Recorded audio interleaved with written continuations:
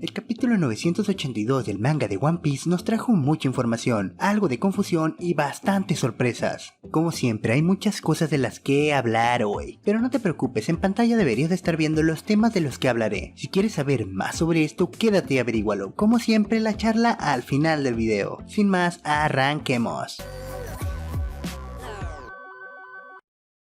En esta ocasión, con tantas cosas que nos trajo este capítulo, sí que es difícil saber por dónde comenzar, pero iniciemos con algo que parece no tener mucha importancia. A raíz de este capítulo se ha desatado la discusión de si Kanjuro es realmente un traidor, y es que muchos asumen que no informó nada sobre Denjiro a Orochi, pero en efecto solo lo están asumiendo, ya que en realidad no vimos qué fue exactamente lo que Kanjuro reportó al Shogun. Si lo piensas, todo lo que vimos es que Kanjuro se disculpa haciendo una reverencia profunda. Acto seguido, Orochi está entre enojado y asustado porque el plan falló. Para mí es más que obvio que hubo un pequeño salto de tiempo, en donde Kanjuro reportó la información sobre lo que pasó en el puerto Tokage. Ahora, que Orochi se centre en la parte de que falló el plan y no en la parte de que Kyoshiro es Denjiro me parece comprensible. Pero creo que hay alguien más que nos dice entre líneas que Kanjuro sí reportó la identidad de Kyoshiro, y no es otro que nuestro cabeza de poste,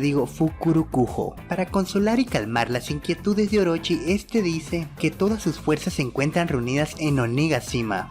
Si todas sus fuerzas están ahí, indirectamente nos dice que ya no están contando a la Yakuza como parte de sus fuerzas, ¿no? Así que para mí Kanjuro sigue siendo la misma rata desde hace algunos capítulos. Bueno, en un rato volvemos con el traidor. Quiero hablarte de otro punto que me pareció interesante en la intervención de Fukuro Kujo. Cuando el ninja habla sobre los 4 supernovas, no es que es importante el hecho de que lo reportara Orochi Kaido, más bien son las representaciones que le da a los supernovas, las cuales son similares pero a la vez diferentes. El punto de que te esté mencionando esto es que si recuerdas, en el capítulo 957 Sengoku habla sobre Rock D. Sebek. A mi parecer también es una versión algo exagerada. Como pudimos ver en este capítulo, la imagen de la persona puede variar según quién sea el que hable sobre la persona en cuestión. No es que sea de lo más importante, pero tenlo en cuenta por si algún día tenemos la presentación oficial de Sebek.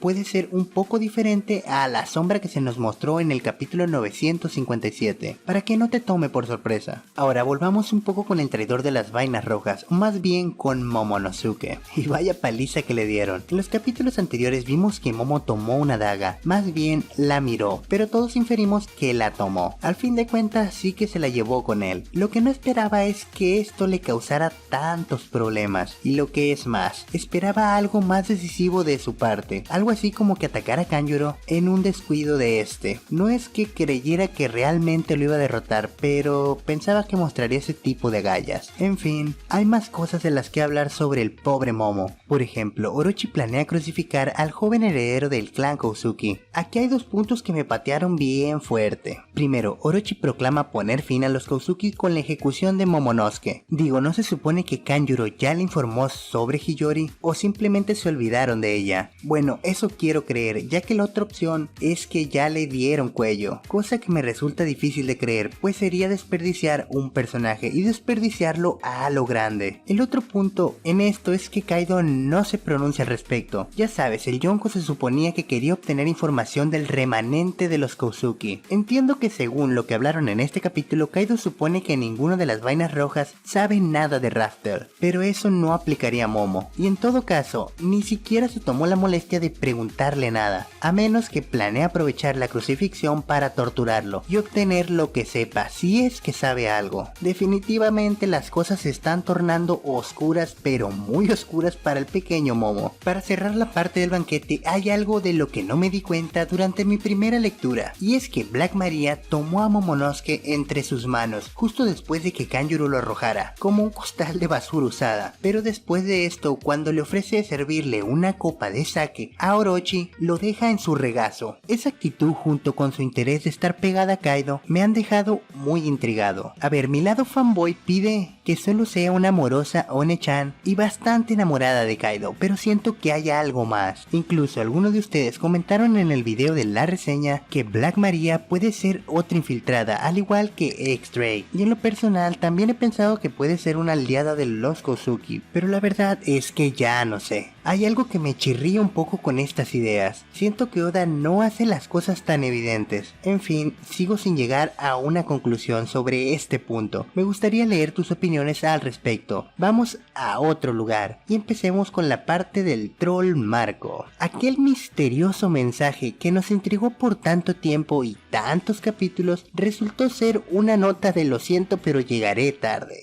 Aunque digo que el que nos engañó fue Marco, todos sabemos que es Oda quien nos jugó el dedo en la boca hasta que se aburrió. En fin, hay otro punto a destacar con el ex comandante de Shirohige, y es que por fin sabemos que llegó a parte de Nekomamushi. Bueno, lo importante de eso es cómo llegó, fue en su propio barco, el cual puede estar atracado en Wano, o llegó a Doflamingo usando su fruta del diablo. Lo primero sería más jugoso, pues abriría la posibilidad de que vengan más personas con Marco, y no solo él. En fin, solo nos queda esperar y ver. Ahora, en esa misma página aparece un personaje misterioso, el cual al principio pensé que era Isou, y que no se nos mostrara pudo ser debido a que perdió alguna extremidad en estos pasados 2 años. Pero después de leer un par de veces el manga, me ha saltado otra posibilidad, y es que además de Isou, puede venir otro aliado poderoso. Entonces mi candidato para esto es el personaje que aparece en las portadas del mundo, ese tipo que bebe con Crocus. Es la vieja confiable, ya lo sabes, pero de verdad ya va siendo hora de que aparezca. Después de todo, su vestimenta te hace pensar que tiene alguna relación con Wano, y esa capa rayada bien podría ser lo que vimos en este capítulo. Ahora, algo que me dejó intrigado y también pasa en esa página es el plan que se le ocurrió a Neko. No sé si tener miedo por las ocurrencias del menino o tener grandes esperanzas en lo que hará. Bien, pasemos a la parte de Big Mom vs Chopper y Usopp. En esto solo puedo decir que se los dije, era pintado que Big Mom lo reconocería. Ahora, que los esté persiguiendo me preocupa, más que nada por Oda, debido a cómo trata a la Yonko. No me extrañaría que termine cayendo de un acantilado o algo así. El caso es que termine perdiendo la memoria y vuelva al modo all-in. De verdad, espero que esto último no pase.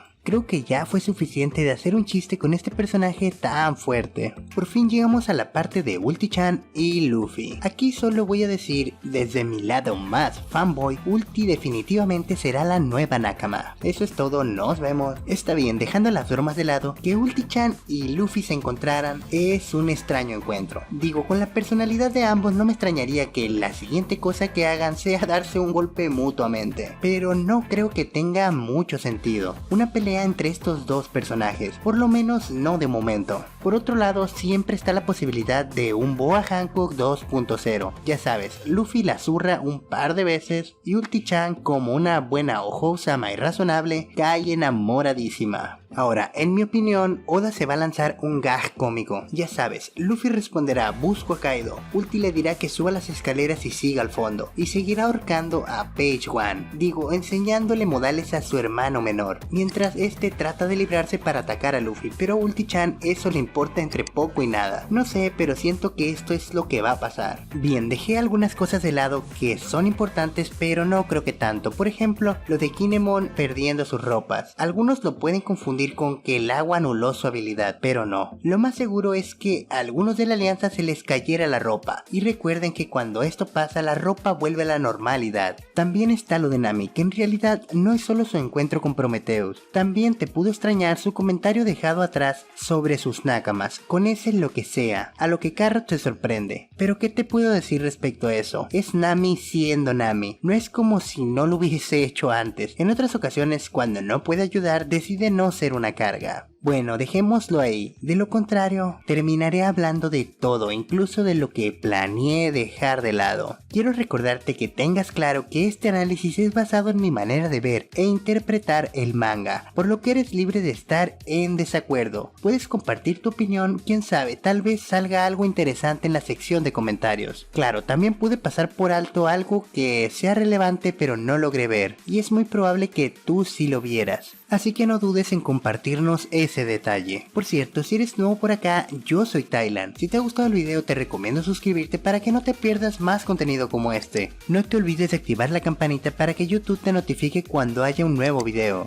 Y si quieres apoyar a este canal a que crezca un poco más, puedes compartirlo. Por otra parte, si te interesan las teorías de One Piece o el contenido de anime y manga en general, considera darte una vuelta por el canal, tal vez encuentres algo que te resulte interesante. Bueno, creo que eso sería todo por esta ocasión. Se cuidan mucho y nos vemos en el próximo video. Ahora sí, bye bye.